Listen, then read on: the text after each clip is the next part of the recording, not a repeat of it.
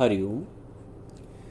हम लोग की बात चल रही थी, किसी का प्रश्न था कि तत्व का अनुभव कैसे करें, उस परम तत्व का अनुभव कैसे करें। तो आपको बताया था कि इसके लिए सबसे पहली जो प्राथमिक आवश्यकता है वो ये है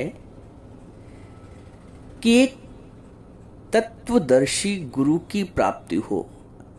तत्वज्ञानी, तत्वज्ञ, तत्वज्ञानी भी कहना बहुत सही नहीं रहेगा। कारण यह है कि वहाँ फिर दो का भाव आ रहा है, तत्व और ज्ञानी। ज्ञानी को ज्ञान का गुमान होता है, लेकिन जो पूर्णतः तत्वज्ञ है, जो पूर्णतः तत्वज्ञ है, वो ही तुम्हें तत्व का अनुभव करा सकता है। कभी कभी द्वैत का भाव होता है, जैसे अज्ञान में क्या है कि मैं दानी, मैं सत्कर्मी, मैं सबकी मदद करने वाला। जैसे यहाँ पे द्वैत का भाव आ रहा ना, अज्ञान का भाव है ये। वैसे ज्ञान में आने के पश्चात भी बहुत सूक्ष्म बात है, समझने का प्रयास करो कि ज्ञान में आने के पश्चात सबसे पहले आप समझते हैं मैं सत्संगी, मैं श्रेष्ठ हो गया हूँ और घर वालों से, दुनिया वालों से। बात वही आ गई जो संसार में तुम अभिमान कर रहे थे। हो सकता है यहाँ व्यक्त ना करो, मन में रखे हो कि मैं सत्संगी हो गया हूँ, मैं थोड़ा सा सुधर गया हूँ, मैं थोड़ा सा भगवत भाव में जागृत हो गया हूँ। ये आरंभिक भाव होते हैं। आगे बढ़ते हैं तो आपको ये लगता है कि इतने सालों में मुझे तो ज्ञान बहुत अच्छी से समझ में आ गया है और लोगों के मुकाबले। और भाव आया कि मैं अब ज्ञान को लोगों को बता भी सकता हूँ। और भाव आया तो जैसे मेरा गुरु है वैसे मैं भी गुरु बन सकता हूँ, जैसे वो बोलता है वैसे मैं भी बोल सकता हूँ। भले ही ज्ञान के क्षेत्र में है, लेकिन जो क्रियाएं, जो भाव उत्पन्न हो रहे हैं वो अज्ञान के हैं। जब तक मिटने का भाव नहीं आया है, कुछ न कुछ बन रहे हैं। सत्संगी बन रहे हैं, ज्ञानी बन रहे हैं, भक्त बन रहे हैं, प्रेमी बन रहे हैं, गुरु बन रहे हैं। जब तक कुछ बनने का भाव है, तब तक उस जैसे हम लोग तत्व की बात कर रहे हैं ना, हम उस तत्व की अनुभूति नहीं कर सकते हैं। एक नमक की गुड़िया समुद्र की थाह लेने समुद्र में गई तो क्या वापस आ पाएगी? विलीन हो जाएगी। पानी में मिले जैसे नमक डली, हम राम में ऐसे रम जाएं। तू तू न रहे, मैं न रहूं, हम राम में ऐसे रम जाएं। तू और मैं और तू, ये अज्ञान का भाव है। हम भगवान की भी सेवा करते हैं अज्ञान में, सांसारिक उसमें, तो दो का भाव रहता ही है। मैं हूं और मैं मंदिर जा रहा हूं, मैं हूं और मैं व्रत कर रही हूं, मैं हूं और मैं सेवा करती हूं प्रभु की, मैं इतने बजे उठती हूं, मैं फिर सब द्वैत का भाव है। यहाँ पे वो जो नमक की डली है वो गुम नहीं हुई है। यथार्थ में ये बताता है, तत्व ज्ञान हमें विलीन होने को कहता है। हमारे जो मैं कापन है, हम में अहंकार का भाव है, मैं कुछ हूँ, ये होने पने का भाव है। जो ज्ञान है, जो सत्संग है, जो अध्यात्म है, वो उस तुम्हारी मैं पे चोट करता है। संसार वाले तुम्हारी मैं को और पोषित करते हैं, और ज्ञान में तुम्हारी मैं की चटनी बनाई जाती है। अगर तैयार हो तो सत्संग सुनो। सर धर तली गली मोरियाना, ये जो सर है ना अहंकार का, इसको अपनी हथेली पे ले लो। भगवान कहते हैं सर धर तली गली मोरियाना, मेरी गली आना है तो अहंकार का जो ये सर है ये अपनी हथेली पे रख लो। गुरु जी कहते हैं शीश उतारे भूधरे, शीश उतारे भूधरे और तापे रखे पांव। अपने जो अहंकार को शीशो इतना निमाणा कर दो कि उसको लगता जमीन पे रख दो और उस पे भी अपना पैर रख दो। शीश उतारे भूधरे तापे रखे पांव, इतना निमाणापन। देखो ये ज्ञान मिटना सिखाता है, ये ज्ञान की कक्षा है। यहाँ अगर आप बनने आए हो तो बनना बनाना खत्म हो गया। यहाँ तो मिटना है, यहाँ तो चंदन को घिसना है, यहाँ तो मेहंदी को पिसना है, यहाँ तो बीज को धरती में गुम होना है। यहाँ बोलते नहीं, यहाँ सर्द दे के होते हैं सौदे, आशिकी इतनी सस्ती नहीं है। यहाँ सर दे के सौदे होते हैं, आशिकी इतनी सस्ती नहीं है। तो यदि इस बात के लिए तैयार हो तो ये मार्ग है तुम्हारे लिए। और यदि कुछ बनना है, क्योंकि संसार में जन्म लेने के पश्चात जीवन पर्यंत बनना ही होता है। बच्चा बनना, पुत्र बनना, पुत्री बनना, माता बनना, पिता बनना, बहू बनना, भाई बनना, व्यवसाय में सेठ बनना, साहूकार बनना, बनिया बनना, ऑफिसर बनना, कलेक्टर बनना, इंजीनियर बनना, दादी बनना, दादा बनना, नानी बनना, नाना बनना। सारा जीवन बनने में निकल जाता है। और उस जितना जितना बनते जाते उतने उतने लबादे उड़ते जाते। अभी तक एक लड़के का भाव था, शादी हो गई तो पति का भाव आ गया, उधर पत्नी का भाव आ गया, पुत्र पुत्री हो गए, संतान हो गई तो माता पिता का भाव आ गया, दादी दादा का भाव आ गया। ये जो लबादे हैं ये उड़ते ही रहते हैं। जीवन भर ये बनने की प्रक्रिया चलती है। एक गुरु है जो वहां पे विराम लगाता है, क्योंकि जितनी भी चोटें लगती है ना संसार में वो बनने को लगती हैं। मैं पिता हूं तो पुत्र ने मुझको ऐसा कैसे बोल दिया, मैं सास हूं तो बहू की इतनी मजाल, मैं बड़ा हूं तो छोटे ने मुझको ऐसा बोल दिया, इतनी इनकी हिम्मत। उसने मेरे को आंख घूर के देख लिया। किसको ठेस लग रही? मैं बड़ा हूं, उसने मुझको ऐसा बोल दिया। मैं सास हूं और बहू के ने हमको ऐसा बोल दिया। जितनी भी चोटें लग रही हैं मानसिक, जितने भी दुख हैं, सब तुम्हारे अहम को चोट पहुंचाते हैं। और जब अहम, दुख और कोई नहीं है।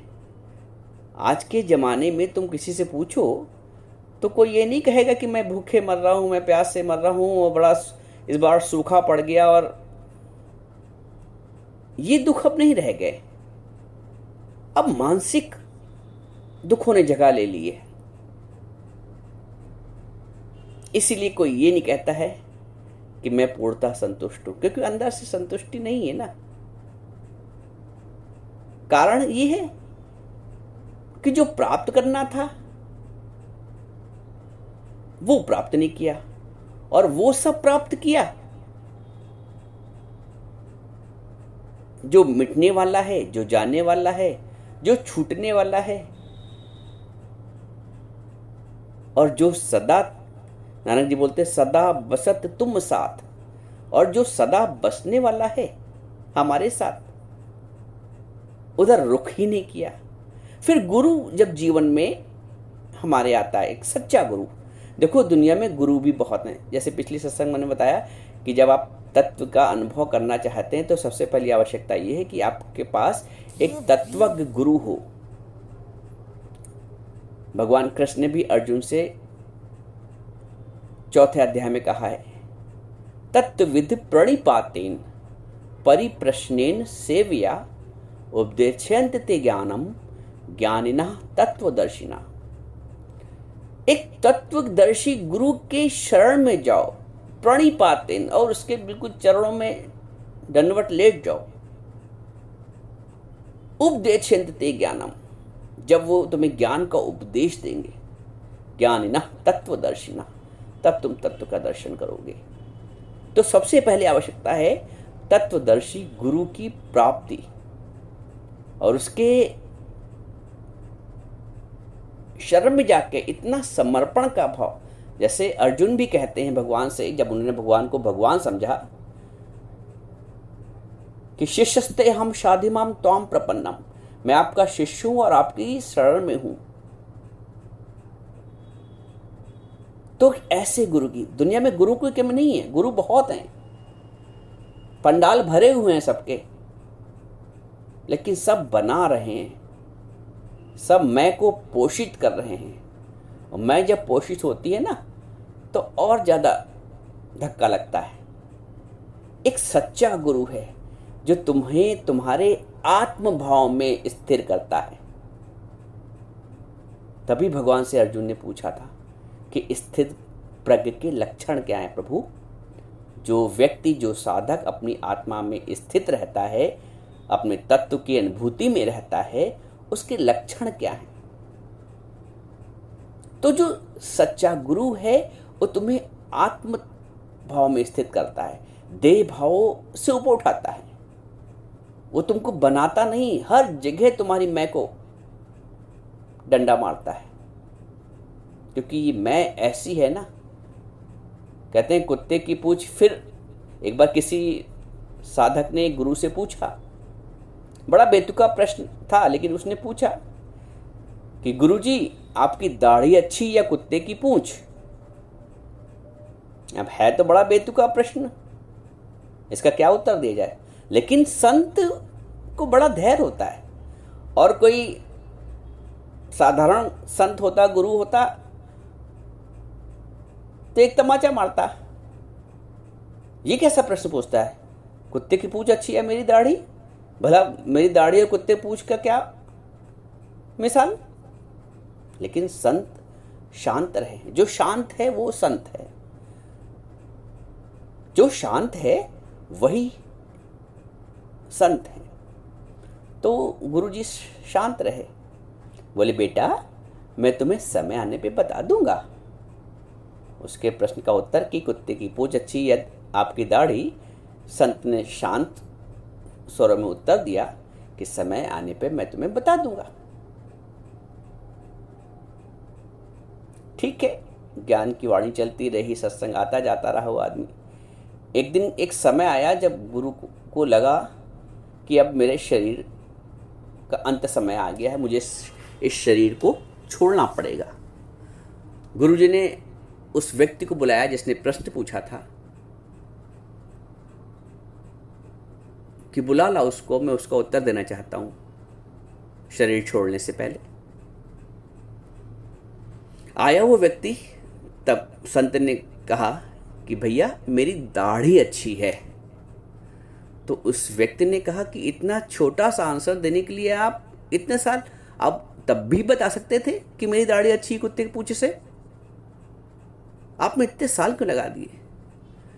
संत ने कहा कि मन इतना दुष्ट है, ना जाने कब बदल जाए, ना जाने कब बदल जाए। इतना इसको साधना में रखना पड़ता है। अभी तुम सत्संग सुन रहे हो, सुन के जाओ घर कि मैं कुछ नहीं, मैं कुछ नहीं, है ही भगवान, ही भगवान, और घर जाके मैं ही तो हूं। किसी ने एक गिलास पानी भी नहीं पूछा तो तुमको बुरा लगेगा, किसी ने जवाब दे दिया तो तुमको बुरा लगेगा, किसी ने ऊंची आवाज में बात कर लिया तो तुमको बुरा लगेगा, किसी ने तुमको इग्नोर कर दिया किसी काम में तो तुमको बुरा लगेगा। बुरा किसको लगेगा? मैंने बताया ना भी मैं को, कुछ होने पने को।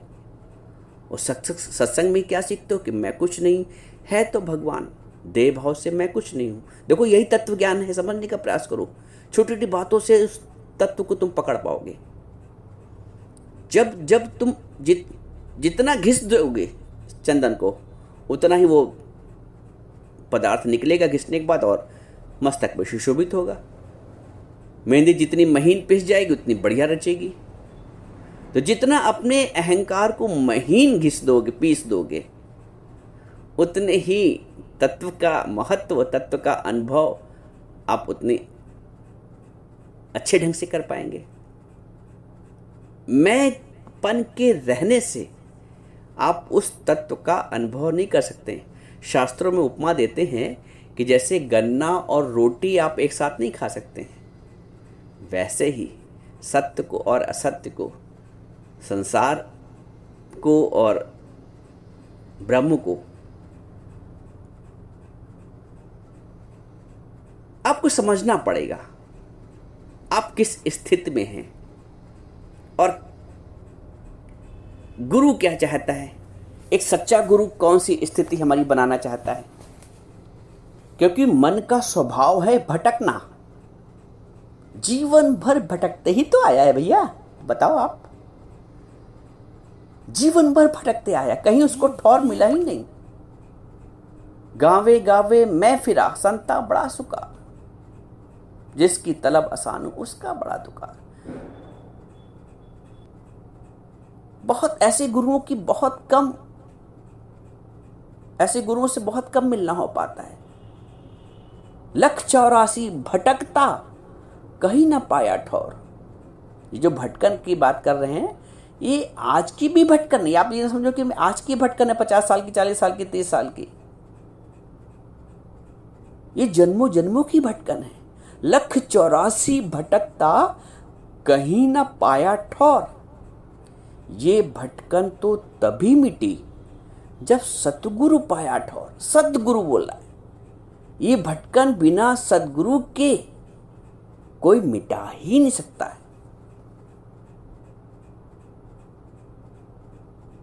एक सच्चे गुरु की यह महत्व है, ये महत्व है।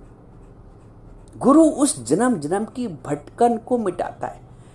भटकन किसे कहते हैं? मान लो आपको इस रास्ते जाना है, आप अज्ञानवश, त्रुटिवश किसी दूसरे रास्ते चले गए, तो ये तो कहेंगे भटक गया। आपको ये करना था, आपको गलती से दूसरा काम कर गए, ये तो कहेंगे भटक गया। तो ये भटकन है। आपको प्रभु की ओर, आपको अपने आत्मस्वरूप की ओर बढ़ना था, आप अज्ञान में शरीर की ओर बढ़ गए, संसार की ओर बढ़ गए, भटक गया। ये भटकन तो तभी मिटी जब सतगुरु पाया ठौर। तो जिस दिन तुम्हें उस सतगुरु की प्राप्ति हो जाए, जो तुम्हारे भटकन को समाप्त कर दे, जो तुमको तुमसे मिलवा दे, जो तुमको तुमसे मिलवा दे, जब तुमको ये अनुभव हो जाए कि आपसे, आप पर आशिक है हम दोस्तों, आशिक होकर और पर तकलीफ उठाएं क्या जरूर, दिल में दिलवर मिल गया काबे में जाएं क्या जरूर। ये एकात्मकता आनी चाहिए। ये एकात्मकता तभी आएगी जब हम अपने मैं को शून्य करेंगे। हम कछु नहीं। दिन भर ये पाठ पढ़ो, जहां जहां से तुम्हारी अज्ञान की प्राप्ति हो रही है, तुम्हें ठेस लग रही है, तुम्हें किसी का शब्द बुरा लग रहा है, तुम्हें किसी का आचरण बुरा लग रहा है, किसी का व्यवहार बुरा लग रहा है, वही वही पक्का करो कि हाँ कछु नहीं। गुरु कहता तुम कुछ नहीं हो शरीर भाव से, अहम भाव से, मैं भाव से, हाँ कछु नहीं। वो है तो परमात्मा, है तो मेरा दिलवर। जी है पहली सीढ़ी। पहली सीढ़ी तो एक ऐसी गुरु की प्राप्ति जो तत्वज्ञ हो, और दूसरा वो जो तत्वज्ञ गुरु है वो हमारे झूठे अहम को, सांसारिक अहम को, देह भाव की मैं को समाप्त करे, अहंकार को पोषित न करे, अहंकार के चकनाचूर करे। सरधर तली गली मोरियाना। और आपके लिए भी आवश्यक है कि आप तत्पर हो। हाँ गुरुदेव, मेरा जीवन बनाइए, अब तक बहुत भटक रहा था और उस भटकन में सिर्फ दुख के सिवाय, सिर्फ पीड़ा के सिवाय कुछ प्राप्त नहीं हुआ गुरुदेव। इसलिए मैं आपकी शरण में हूँ और मुझे मेरे लक्ष्य की प्राप्त कराइए गुरुदेव। उसके बाद फिर हम ये समझेंगे कि तत्व की अनुभूति में फिर अनुभव कैसा होता है।